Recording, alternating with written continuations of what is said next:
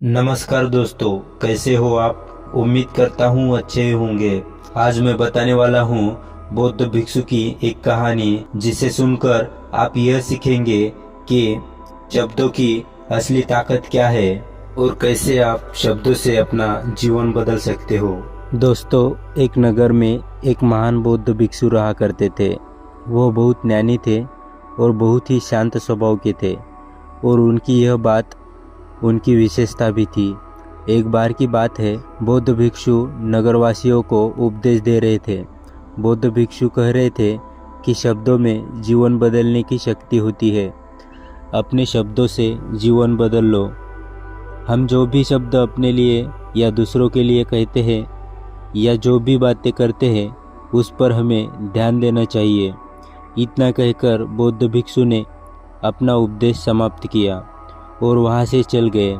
एक दिन वह बौद्ध भिक्षु एक मार्ग से होकर गुजर रहे थे। उसी मार्ग पर एक युवक होकर गुजर रहा था। उस युवक ने जब उन बौद्ध भिक्षु को देखा तो बहुत जोर जोर से हंसने लगा और कहने लगा, अरे साधु महाराज, आप तो ढोंगी है। आपके उपदेशों में यह कहने से कि शब्दों में बड़ी ताकत है, आपकी बात सत्य नहीं हो जाएगी। यह सब सिर्फ बातें हैं। भला ऐसे कैसे हो सकता है कि शब्दों से हमारा जीवन बदल सकता है। उस युवक की सारी बातें उन बौद्ध भिक्षु ने ध्यानपूर्वक सुनी और उसके बाद वो मुस्कुराते हुए उस युवक से कहते हैं, बेटा, नाच से ही तो यह दुनिया प्रकट हुई है, और अच्छे शब्दों के पीछे भी नाथ ही होता है जो पूरा जीवन बदल देता है। वो बौद्ध भिक्षु उस युवक से कहते हैं, देखो, मैं तुम्हें अपने अनुभव से बता रहा हूँ, लेकिन फिर भी तुम्हें यकीन ना हो तो तुम इसे खुद आजमा कर देख सकते हो। उन बौद्ध भिक्षु की यह बात सुनकर युवक थोड़ा सा गंभीर हो गया। उसने काफ़ी देर सोच विचार किया और उसके बाद उन बौद्ध भिक्षु से कहता है, हे गुरुवर, अगर ऐसी बात है तो आप मेरे साथ चलिए। मेरा छोटा भाई है जिसकी उम्र करीब 28 वर्ष है और उससे न जाने क्या हुआ है। वह करीब 5 वर्षों से कुछ भी नहीं करता, बस लेटा रहता है। दिन भर वह कुछ न कुछ सोचता रहता है। उसकी यह हालत देखकर हम सब बहुत परेशान हैं। माता पिता भी बहुत चिंतित रहते हैं। हम सब ने कई तरीके अपनाए, कई योजनाएं अपनाई, लेकिन कुछ भी काम नहीं आया। हमने कई बार उससे बात करने तक की कोशिश की, लेकिन वह हमसे कुछ भी नहीं कहता। परिवार का हर एक सदस्य पूरी तरह से थक चुका है, हार चुका है। आखिर वह क्या करना चाहता है, किसी को कुछ नहीं पता। तो हमारे शब्दों से उसका जीवन क्यों नहीं बदला? और जैसा कि आप कह रहे हैं कि शब्द सचमुच जीवन बदल सकते हैं, तो क्या आप मेरी मदद करेंगे? इस पर बौद्ध भिक्षु मुस्कुराते हुए उस युवक के साथ चल पड़ते हैं। वो युवक बौद्ध भिक्षु को एक खेत में ले जाता है और अपने भाई की तरफ इशारा करके कहता है, हे गुरुवर, यही है मेरा भाई, जो पूरे गांव में आलस और मक्कारी के लिए मशहूर है। आप कहते हैं कि शब्दों में वह शक्ति है जो हमारा जीवन बदल सकती है, तो क्या आपके शब्द जीवन बदल सकते हैं? अगर यह सत्य है तो आप इसका जीवन बदल कर दिखाए। उन बौद्ध भिक्षु ने उस युवक के भाई को ध्यानपूर्वक देखा। वह एक पेड़ की छांव में आराम से सो रहा था। जब बौद्ध भिक्षु उस युवक के भाई के पास पहुँचे और आराम से उसके सर पर हाथ फिराते हुए कहते हैं, उठो बेटा, बहुत देर हो चुकी है। यह सोने का समय नहीं है, यह तो जागने का समय है। उन बौद्ध भिक्षुओं की आवाज़ सुनकर वह लड़का थोड़ा सा अचरज में पड़ गया। आखिर कौन है जो मुझे इतने प्यार से जगा रहा है? वरना सभी गाँव वाले तो मुझे आलसी और मक्कार ही कहते हैं। आखिर कौन है जो मुझे इतना अपनापन दिखा रहा है? उसने आंखें खोली और आंखें मलते हुए उसने पूछा, हे गुरुवर, आप कौन हैं और यहाँ क्यों आए हैं? इस पर बौद्ध भिक्षु उस युवक से कहते हैं, बेटा, यह प्रश्न तो मैं तुमसे करना चाहता हूँ। तुम कौन हो, यही तो तुम्हें जानने की आवश्यकता है। उन बौद्ध भिक्षुओं की बात सुनकर वह लड़का जोर से हंस पड़ता है और कहता है, हे गुरुवर, यदि आपको मेरे बारे में जानना है तो जाइए और गांव के किसी भी बच्चे से पूछ लीजिए। आपको पता चल जाएगा कि मैं कौन हूँ। आपसे हर कोई यही कहेगा कि वह तो आलसी है, मक्कार है, तरह तरह के ताने सुनाएंगे, तरह तरह के बातें करेंगे। इससे आपको यह ज़रूर यकीन हो जाएगा और आपको यह पता भी चल जाएगा कि मैं कौन हूँ। तभी बौद्ध भिक्षु मुस्कुराते हुए उस लड़के से कहते हैं, सबसे पहले मेरी यह बात सुन लो। मेहनती इंसान के खुद के शब्द उसे अंदर तक चोट पहुँचाते हैं, इसलिए कभी भी अपने आप को कोसो मत, अपने शब्दों को सुधारो। और मेरी यह दूसरी बात भी सुन लो, मैंने उस गांव वालों से नहीं पूछा कि तुम कौन हो, मैं तुमसे पूछ रहा हूँ कि तुम कौन हो। लेकिन तुमने तो मुझे अपनी आदत बताई है। आलस तुम्हारी पहचान नहीं है, तुम्हारी आदत हो सकती है, और इंसान नहीं, उनकी आदतें खराब होती है। इसलिए बेटा, तुम आलसी और मक्कार नहीं हो, यह तो तुम्हारी आदत है। बस इतनी सी बात है जो गांव वाले नहीं समझ सकते। यह सारी बात सुनकर वह लड़का थोड़ा सा आश्चर्यचकित रह गया, क्योंकि गांव वाले हमेशा उसे मक्कार, आलसी और तरह तरह के ताने ही सुनाया करते थे।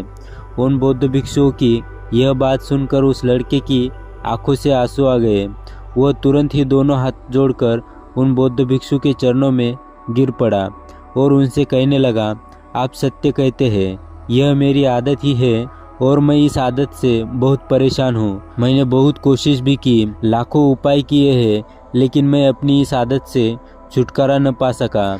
इन आदतों से बाहर आना बहुत कठिन है। मैंने कई बार आलस छोड़ने का प्रयास तक किया, पूरी कोशिश भी की, लेकिन कोई लाभ नहीं हुआ। मैं जब भी कोई कार्य करने की कोशिश करता हूँ तो पता नहीं क्यों मेरा मन कहीं और भागने लगता है, मेरा दिमाग किसी और दिशा में काम करने लगता है और मैं उस काम पर ध्यान ही नहीं दे पाता। मैं क्या करूँ, कैसे करूँ, मुझे कुछ भी समझ नहीं आता। जब भी मैं किताबें पढ़ने की कोशिश करता हूँ तो मुझे नींद आने लगती है। मन में एक अजीब सा दर्द महसूस होता है। ऐसा लगता है कि मेरा जीवन यूं ही व्यर्थ जा रहा है। और जब मैं इस दर्द को बर्दाश्त नहीं कर पाता तो मैं सो जाता हूँ, ताकि जब मैं उठूँ तो मुझे दर्द ना महसूस हो। और अब तो मुझे यह भी यकीन हो चुका है कि मैं इन आदतों से नहीं निकल सकता। यह आदतें मुझे नहीं छोड़ने वाली। इस पर बौद्ध भिक्षु उस लड़के से कहते हैं, बेटा, यदि तुम इस आलस की आदत को छोड़ना चाहते हो तो तुम्हें एक सही उपाय बता सकता हूँ, लेकिन उसके लिए तुम्हें कल सुबह मुझे मिलना होगा, तभी वह तरीका मैं तुम्हें बताऊंगा। यदि तुम उस तरीके को सीखना चाहते हो तो कल सुबह मेरे पास चले आना। इतना कहकर बौद्ध भिक्षु वहाँ से चले गए। लेकिन उन बौद्ध भिक्षु की सारी बातें उस लड़के के कानों में गूंज रही थी। वह समझ नहीं पा रहा था कि आखिर वो बौद्ध भिक्षु उसे कौन सा मार्ग दिखाने वाले हैं। ऐसा कौन सा उपाय बता देंगे जिससे उसके जीवन से आलस हमेशा हमेशा के लिए ख़त्म हो जाएगा। देखते ही देखते रात हो गई। रात भर वह अपने बिस्तर पर करवट लेता रहा और उन बौद्ध भिक्षु की बातों के बारे में सोचता रहा। इसी प्रकार देखते ही देखते सुबह हो गई और वह लड़का उन बौद्ध भिक्षुओं के पास जा पहुंचा। वह लड़का उन बौद्ध भिक्षु को प्रणाम करता है और कहता है, गुरुवर, जैसा कि आपने कहा था, लीजिए मैं आ गया। अब मुझे वह मार्ग बता दीजिए जिससे मैं अपने जीवन से इस आलस को निकाल सकता हूँ। तभी बौद्ध भिक्षु उस लड़के से कहते हैं, बेटा, जब भी तुम्हारा मन दुविधा में हो, तुम निर्णय न ले पा रहे हो और तुम्हारे मन में तरह तरह के प्रश्न उठ रहे हो कि मैं क्या करूं, कैसे करूं, इस कार्य को पूर्ण कैसे करूं, यह सब कैसे होगा, तब तुम वास्तविकता में अपने अतीत से सोच रहे हो कि पिछली बार तुम्हारे ऐसा करने पर क्या हुआ, या अतीत में तुमसे लोगों ने क्या कहा था। तो आज से कभी भी अपने अतीत से नहीं बल्कि भविष्य से सोचो। इस पर लड़का कहता है, भविष्य से वह भला कैसे। तभी बौद्ध भिक्षु उस लड़के से कहते हैं, मान लो कि तुम्हें आज किसी भी चीज़ की कमी नहीं है, तुम्हारे पास हर चीज़ है जो तुम चाहते हो, वह सारी सुख सुविधाएं है, तो अब बताओ तुम अपना जीवन कैसे व्यतीत करना चाहोगे। उन बौद्ध भिक्षु की यह बात सुनकर वह लड़का कुछ देर के लिए सोच में पड़ता है और सोचता है कि आज तक उसने सभी गांव वालों के केवल ताने ही सुने थे। किसी ने भी आज तक उसके जीवन के बारे में उससे ऐसी बात नहीं की थी और वह गुरुवार उसे अपने आने वाले भविष्य के बारे में उससे बातें कर रहे थे। उन बौद्ध भिक्षु की यह बात सुनकर वह लड़का खुद से प्रश्न करने लगा कि अगर मेरे पास सब कुछ होगा, धन की कोई कमी नहीं होगी और सारी सुख सुविधाएं होंगी, तो मैं अपना जीवन कैसे व्यतीत कर लूँगा। कुछ देर सोच विचार करने के बाद मन से कहता है, गुरुवर, मैं यह दुनिया घूमना चाहूँगा, पहाड़ों पर चढ़ना चाहूँगा, समुद्र की रेत पर चलना चाहूँगा और मैं एक बहुत बड़ा व्यापारी बनना चाहूँगा। तभी अचानक उस लड़के का ध्यान टूट गया और वह उन बौद्ध भिक्षु से कहता है, परंतु हे गुरुवर, यह सब कैसे संभव होगा? केवल मेरे मात्र सोच लेने से तो यह सब पूरा नहीं होने वाला। उसके ऐसा कहते ही उसके अतीत में बीते हुए सारी घटनाएं उसकी आंखों के सामने गुजरने लगी और वह एक बार फिर से निराश होने लगा और अब वह यह सोचने लगा कि मेरे पास तो पैसे ही नहीं है, तो मैं भला व्यापार कैसे कर सकता हूँ? ना ही मेरे पास व्यापार का कोई अनुभव है। ऐसी स्थिति में मैं भला यहाँ से कैसे निकल सकता हूँ? उस लड़के के इस प्रश्न का जवाब देते हुए वो बौद्ध भिक्षु उस लड़के से कहते हैं, बनते, हर रात में सोने से पहले तुम हर दिन अपना लक्ष्य एक कागज पर लिखो और सुबह उठकर सबसे पहले उस लक्ष्य को देखो और सोचो कि उस लक्ष्य को पाने के लिए तुम आज क्या कर सकते हो, और जो भी तुमने उस कागज पर लिखा होगा उस कार्य को उसी दिन पूरा करने की हर मुमकिन कोशिश करो। इस पर वह लड़का कहता है, ठीक है, आप सच कह रहे हैं, लेकिन जब मैं बहुत सोचने लगता हूँ तो मेरा मन बेचैन होने लगता है और मन में तरह तरह के विचार उठने लगते हैं और इन विचारों को शांत करने के लिए मैं सो जाता हूँ ताकि वो विचार मुझे परेशान ना कर पाए। उस लड़के की इस समस्या का समाधान करते हुए वो बौद्ध भिक्षु उस लड़के से कहते हैं, बेटा, अंतर मन की चाल को पकड़ो और शब्दों की मदद से नया भविष्य बनाओ। तभी लड़का कहता है, हे गुरुवर, आप क्या कहना चाहते हैं? मैं आपकी बात समझ नहीं पा रहा। इस पर बौद्ध भिक्षु मुस्कुराते हुए कहते हैं, बेटा, कैसे होगा? यह जो सवाल है, यह सवाल नहीं बल्कि एक डर है जो तुम्हारे अंतर्मन में बैठा हुआ है, जो तुम्हें अगला कदम लेने से रोक रहा है, तुम्हें कदम आगे बढ़ाने से रोक रहा है। यदि तुम वास्तविकता देखो तो किसी को भी नहीं पता होता कि वह कार्य कैसे होगा, लेकिन एक इंसान जब दृढ़ निश्चय कर लेता है तो वह अपने उद्देश्य को सामने रखकर लगातार प्रयास करता है और वह अपनी सफलता प्राप्त कर लेता है। तभी वह लड़का उन बौद्ध भिक्षु से कहता है कि हे गुरुवर, अगर ऐसी बात है तो मन में बार बार चिंता क्यों होती है? मन बार बार बेचैन क्यों होता है? इस पर बौद्ध भिक्षु कहते हैं, बेटा, क्योंकि तुम्हें डर है कि तुम कमजोर हो। तुम्हारे अंतर्मन में बैठा है कि तुम में कुछ कमी है, तुम किसी काम के नहीं हो और यही कारण है कि तुम कोशिश करने से डरते हो, क्योंकि तुम्हारा अंतर्मन हमेशा तुम्हें रोकता है।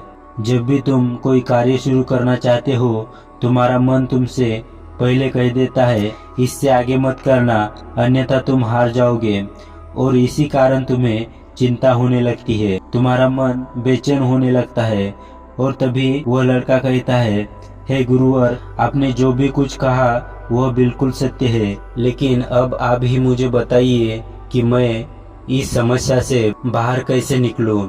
इसका जवाब देते हुए वह बौद्ध भिक्षु उस लड़के से कहते हैं, बेटा, इस समस्या का समाधान ही आसान और सरल है। तुमने देखा होगा कि अक्सर ही हम अपने आप को दोष देते रहते हैं, अपने आप को तरह तरह के अपशब्द कहते रहते हैं जो हमारे अंतर्मन में जाकर बैठ जाते हैं और वही हमें आगे बढ़ने से रोकते हैं, और इन शब्दों का हम पर बहुत गहरा प्रभाव भी पड़ता है, क्योंकि जैसा हम खुद से कहते हैं, जैसा हम पूरी भावना के साथ सोचते हैं, वह वैसा ही बनते चले जाते हैं। इसलिए यदि तुम खुद को बदलना चाहते हो और तुम भी काबिल बनना चाहते हो तो तुम्हें अपने अंतर्मन को नए संदेश देने की जरूरत है। जैसे कि मेरे शरीर का हर एक कण, हर एक हिस्सा, हर एक विचार शांति और ऊर्जा से भरा हुआ है। मैं दृढ़ संकल्प और आत्मविश्वास के साथ हर दिन एक लक्ष्य को पूरा करता हूँ। मैं अपने कमजोरी को अभ्यास में बदलता हूँ, चिंता को ध्यान में बदलता हूँ। मैं उत्साह और ऊर्जा से भरा हुआ लगातार अपने लक्ष्यों पर काम करता हूँ।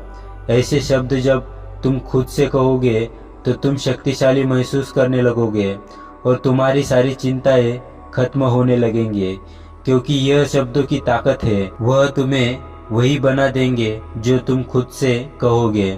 तुम जितनी भावना के साथ यह वाक्य बोलते हो, उसे महसूस करते हो, उतनी ही भावनाओं से यह शब्द तुम पर असर करना शुरू कर देंगे। धीरे धीरे यह शब्द तुम्हारे मन और व्यक्तित्व की सोच का हिस्सा बन जाएंगे। लेकिन मेरी एक बात याद रखना कि तुम्हारा अंतर्मन इतनी आसानी से हार नहीं मानने वाला। जब तुम आगे बढ़ोगे तो मौका मिलते ही बातों में पीछे खींचेगा। तुम्हारे अतीत के बीच हुए सारे कड़वे अनुभव तुम्हें याद दिलाएगा, ताकि तुम घर जाओ और एक बार फिर से अपने लक्ष्य का पीछा करना छोड़ दो। लेकिन तुम्हें इसकी चिंता नहीं करनी चाहिए। उन सकारात्मक शब्दों के कारण तुम्हारा मन सकारात्मक विचारों को स्वीकार करने लगेगा। आगे बौद्ध भिक्षु उस लड़के को चेतावनी देते हुए कहते हैं, मेरी एक बात और याद रखना कि तुम्हारा ध्यान आलस पर नहीं होना चाहिए। अर्थात तुम्हें कभी आलस नहीं मिटाना, बल्कि तुम्हें एक नए भविष्य का निर्माण करना है, एक नए व्यक्तित्व का निर्माण करना है। तुम्हारा पूरा ध्यान केवल इस पर ही होना चाहिए। उन बौद्ध भिक्षुओं की बात सुनकर लड़का कहता है, ठीक है गुरुवर, आप जैसा कहते हैं मैं वैसा ही करूँगा।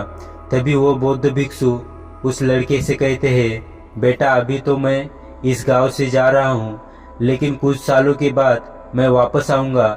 इतना कहकर बौद्ध भिक्षु वहाँ से चले गए और वह लड़का अपने घर लौट गया। लेकिन अब उस लड़के के मन में तरह तरह के विचार चल रहे थे। लड़का यह सोच रहा था कि अगर मैं अपनी मनपसंद जिंदगी जीने लगूंगा, अगर मैं दुनिया घूमने लगा, नए लोगों से मिलने लगा और अपनी पसंद का काम करने लगा, तो मेरी जिंदगी कैसी होगी। उस बात को ध्यान करके उसने एक कागज पर अपना लक्ष्य लिखा और लेकर सो गया। अगली सुबह जब उसकी आंखें खुली तो उसने उस पेपर पर लिखा हुआ लक्ष्य एक बार दोहराया। उसके बाद में कुछ देर के लिए शांत हो गया। तभी उसे उन बौद्ध भिक्षु की बात याद आई कि तुम अपने लक्ष्य के लिए आज क्या कर सकते हो। उसने खुद से सवाल किया कि मैं आज अपने लक्ष्य को प्राप्त करने के लिए क्या कर सकता हूँ। तभी उसने एक बार फिर से उस पेपर की तरफ ध्यान दिया। उस पेपर पर लिखा था कि मैं बाजार जाता हूँ और लोग व्यापार करने के लिए कौन सी चीज और कौन सा सामान लेकर आते हैं, मैं उन चीजों को देखता हूँ और उन चीजों के बारे में पता कर लेता हूँ। वो पढ़ने के बाद वो तुरंत ही बाजार चला गया। अलग अलग दुकानों पर बैठकर उसने देखा, लेकिन उसे कुछ समझ नहीं आ रहा था, क्योंकि लोग अलग अलग व्यापार कर रहे थे, अलग अलग तरह की चीजें और सामान ले रहे थे और किसी ने उसकी कोई मदद नहीं की। वह बहुत उदास हो गया और निराश होकर वापस घर लौट आया। तभी उस लड़के को बौद्ध भिक्षु की एक और बात याद आई। शब्दों में बहुत ताकत है और शब्द हमारा जीवन बदल सकते हैं। उसे वह सकारात्मक विचार याद आए। वह उन्हें सुबह शाम दोहराने लगा और अब से वह हर दिन ऐसा ही करता। देखते ही देखते 1 महीना बीत चुका था, लेकिन अब तक उसके जीवन में कोई बदलाव नहीं आया था। अब वह लड़का यह सोचकर निराश होने लगा था कि उसके जीवन में तो कुछ भी परिवर्तन नहीं हो रहा। लेकिन 1 महीने के बाद उसे महसूस हो रहा था कि वह पहले से अच्छा महसूस कर रहा है। उसका दिमाग अब अच्छी तरह से सोच पा रहा है। वह पहले से ज़्यादा चलने फिरने लगा है। धीरे धीरे उसे समझ में आने लगा कि जो लोग आगे बढ़ते हैं, महान काम करते हैं, उनकी सोच में कितना अंतर होता है। वो लोग हमेशा शक्तिशाली विचार सोचते हैं। दूसरों की छोटी सोच और डर से वह कभी प्रभावित नहीं होते हैं। जब भी उनके सामने कोई मुश्किल आ पड़ती है तो वह घबराते नहीं, बल्कि उस समस्या का समाधान निकालते हैं। इस समस्या के समाधान पर ध्यान केंद्रित करते हैं और ना ही वह कभी किसी का इंतजार करते हैं। वह केवल खुद पर विश्वास करते हैं और तुरंत ही कदम आगे बढ़ाते हैं। जब उस लड़के को यह सारी बातें समझ में आने लगी तो उसने भी धीरे धीरे अपने कदम आगे बढ़ाने शुरू किए।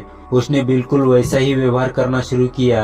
अब से वह कभी खाली नहीं बैठता था। जब भी उसका मन करता वो बाजार जाता और लोगों के बारे में जानता, समझता कि वह किस प्रकार व्यापार कर रहे हैं, कौन सी चीजें खरीद रहे हैं और किन चीजों पर उन्हें लाभ हो रहा है। और जब उसका मन करता तो अपने पिता की मदद भी करता।